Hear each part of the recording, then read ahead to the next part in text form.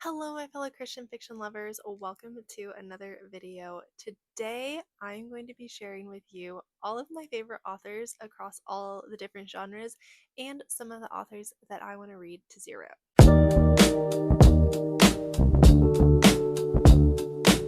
It has definitely been a hot minute since I have given y'all an updated list of all of my favorite authors, and I thought it would just be a great video resource to have in case you have similar reading tastes to me and you're looking to find new authors, or you're just curious of what are my favorites and the authors that I want to read to zero. So let's just jump in. I have this organized by the different genres I read, and I have more than one author for each genre. So if you hear one that you know you don't like, I've got others for you. Don't you worry. So to start off, we have biblical fiction, and my all-time favorite biblical fiction author is, of course, Connilyn Cossette, and I have read basically all of her books. I still have two more that I need to read, and they are she writes for the Extraordinary Women of the Bible series, which is a multi-author series, but she's written some for them, and I've read one of them, but I still have two more left. And then, of course, her new release in October. I have not read that yet, but once I get my hands on it, trust me, I will read it like the day I get it because I cannot wait for it. Connellan Cassette mostly writes not mostly, she does write just like all Old Testament biblical fiction that focuses on characters who are completely made up. They're completely fictional. They are not found in the Bible. Some of her side characters sometimes are found in the Bible, like Jonathan, David's, or not David's son, Saul's son, Jonathan, like has been a character in one of her books, but no like major character or major people in the Bible are found in her stories. And her novels always have a romance, but they're also so full of like plot and action and drama. They keep you on the edge of your seat, and they also just feel like, for the most part, very believable. Of like, oh yeah, this is like kind of seems like what it would have been like in biblical times. My second favorite author for biblical fiction is Tessa Afshar. Tessa Afshar writes throughout the whole Bible, even into like early church times. I haven't read as many of her books, but the ones I have read have all been really, really amazing. And I enjoy them a lot. I believe her novels mostly have to do with also characters that are completely fictional. I did read her book on Priscilla and Aquila, who are actual Bible characters, but because their story, like, we just don't know a ton of their story that is found in the book of Acts, and we get mentions of them in the different epistles. For me, I was able to read that book and understand that it was not. It was completely inspired. You'll understand kind of what I'm saying if you watched last week's video on biblical fiction, where I talked about kind of my new boundaries with that. But I did really enjoy that book, and I really enjoyed Tessa Afshar's writing, and I would love to read more by her. She has a series on Queen Esther's court where I'm assuming Queen Esther is featured, but not the main character. It's more of like different courtesans that she would have interacted with, she would have had in her court as like maids and whatnot. I really, really want to read that series. It just sounds so good. All right, and moving into historical fiction, what I feel like I'm most known for reading, I have a lot of authors, so bear with me. We'll try and go somewhat quickly. First and foremost, one of my favorite historical fiction authors is Roseanna M. I have read 10 of her books now, I believe, and I have really loved basically all of them. There was only one that I didn't love super well, but it was years ago, and I think I want to revisit it now. Now, Rosanna M. White is not the first author on this list that I want to read to zero, because obviously Connelly Cassette, but she's the first major author I want to read to zero, because when I went through her backlist looking up this video, like preparing for it, I was shocked by how much she has published. I think she literally publishes like two or three books every single year. And that's just crazy. That's crazy. She's also been writing for like a really long time. So very impressive backlist. But the books that I really, really have enjoyed by her are historical, dual perspective, not dual timeline, dual perspective. So like all of her books so far that I've read have contained a romance. So it'll be like the man and the woman's perspective. And they definitely all are intensely like dramatic and maybe a little like suspense and intrigue in some of them. And I really thoroughly enjoy the way that she just writes drama and intrigue, and I'm able to keep up with it. I also like how I've read a number of her books now, and I don't feel like all of her characters are carbon copies of each other. They all have unique interests and abilities and skill sets, and I just like the way that she represents that. Now, looking at her backlist, she has some biblical fiction that was published like a long time ago, but still would like to read. She has a couple of standalone novels that I still need to read. By a couple, I mean one, two, three, four, five, six, seven, with another one coming out in July of next year. And then she has the Culper Ring series, which has 3 books in it and then kind of novellas in between each one, which I don't typically read novellas. I don't always like count those. I was like reading to 0, so maybe I'm cheating. And then there's one more book I need to read in the Ladies of the Manor series, and then I need to read all 3 books in Secrets of the Isles, all 3 books in the Imposters series, and then she has 2 dual timeline books, which I think are somewhat related to each other, because one is called The Island Bookshop and the other is called The Island Bake Shop. And then she has a third one coming out in May of next year called The Island Bike Shop. So I'm guessing those all somewhat have something to do with each other just based on the titles. And then I also need to read all 3 books that are in the Awakened series, which is her fantasy series, which I have heard a lot of mixed reviews on, but I'm going to give it a shot because it is Roseanna M. and we know that I love her. So I would say like prioritize, like I do want to read all of these, but I would prioritize like the historical fiction just because that's what I know she's good at and I know that I like from her.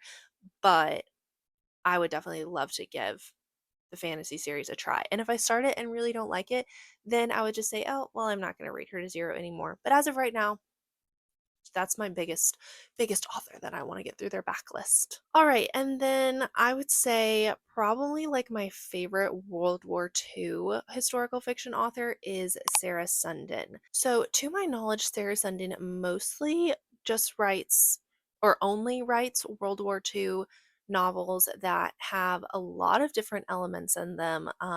Like I know a lot of her stories deal with like nurses and doctors, and also like pilots and just all sorts of different like people that were involved in World War II.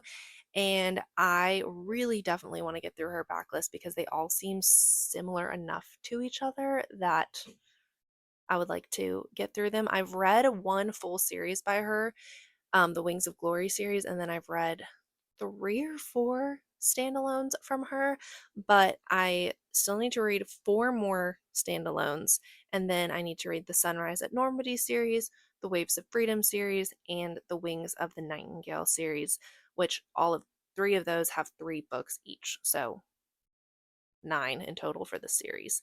Then she also has 2 Christmas novellas, which I am planning to read this December around Christmas time. All right, and then a more recent find of a favorite author for historical fiction is Jocelyn Green. I read the entire On Central Park series earlier this year and just fell in love with it. I've talked about it a lot on the channel, but I really, really enjoyed it. And she has another series called The Windy City Saga, which has 3 books in it. And then she has 3 books that I think are part of a series, and then another book that is a standalone, not connected to a series. I'm not quite sure. Her website doesn't make it clear, and Goodreads also doesn't make it clear, but just kind of like based on the covers of the 3 books, they really look like a series to me, but I don't know. I'm not sure.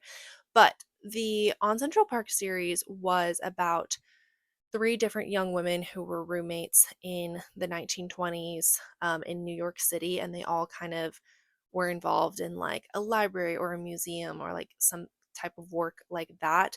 The Windy City Saga is definitely giving like mystery vibes, but I don't entirely know what the characters are like, and the same with the other books. So I don't know if her other books carry that vibe or not. If y'all have read them, let me know in the comments. Are they similar to On Central Park or are they very different? Because I feel like she would be good at like doing not the same thing over and over again. Some authors just find their niche and they keep going with it and it works great for them, but then other authors like really try a lot and I like that. Like I like both, you know? Okay, and then moving into dual timeline, my definite favorite dual timeline author is Melanie Dobson.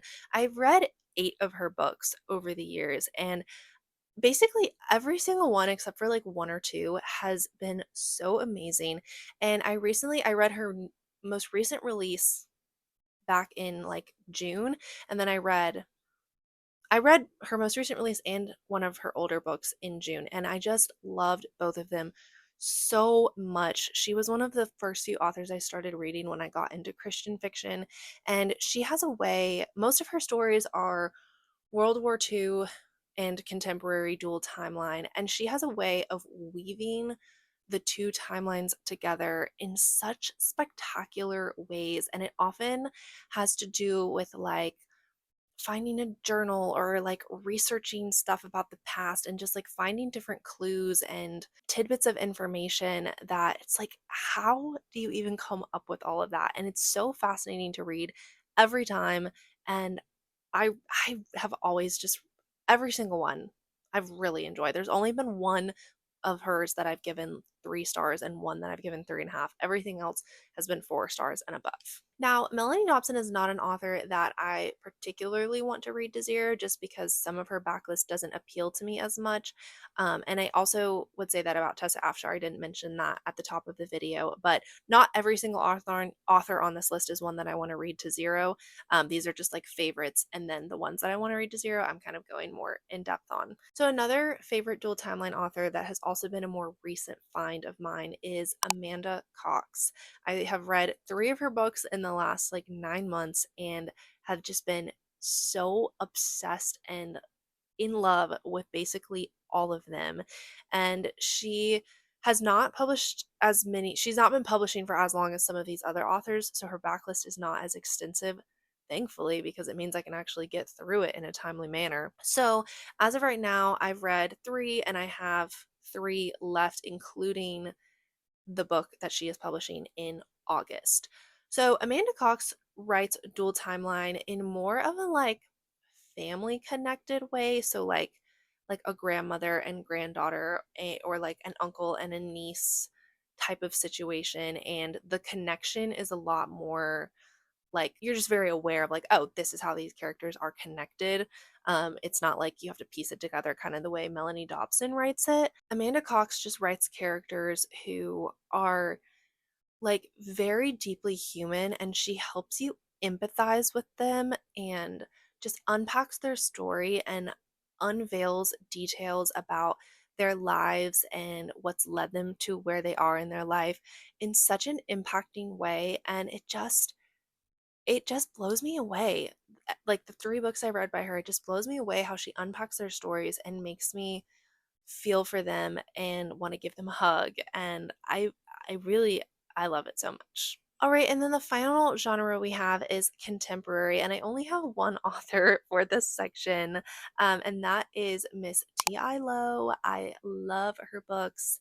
T.I. Lowe writes Southern contemporary fiction with characters who have gone through the ringer. They've been put through the ringer. Like, not a single one of her characters does not have trauma or a hard emotional backstory, at least from the 4 books that I have read and from kind of what I've gathered about some of her others. She just presents mental health issues and struggles in a way similar to what I was saying about Amanda Cox. Like, it makes me empathize with the character, not just feel sorry for them and pity them. T.I. Lowe makes you want to root for her characters to pick themselves up and get back on their own 2 feet and keep pushing forward in life, but also ask for help when they need help. And she just writes beautiful, beautiful characters, and I really admire that and enjoy reading them.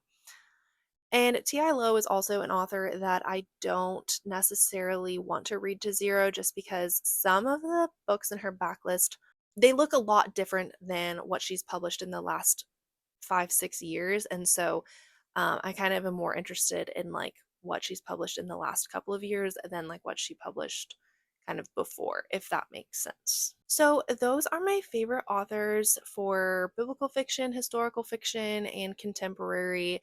Oh, and dual timeline. So, let me know your favorite authors in those different genres. Those are my most read genres. So, that is what I went with. And those are the favorites that I have found over the years and even within the last couple of months. And I would love to hear if you guys have read any of these authors and your suggestions for new ones because I'm always down to read a new author and find a new favorite. So thank y'all so much for watching this video. If you liked it, don't forget to give it a like. And if you want to see more content like this, go ahead and subscribe and I will see you in a video very soon. Bye!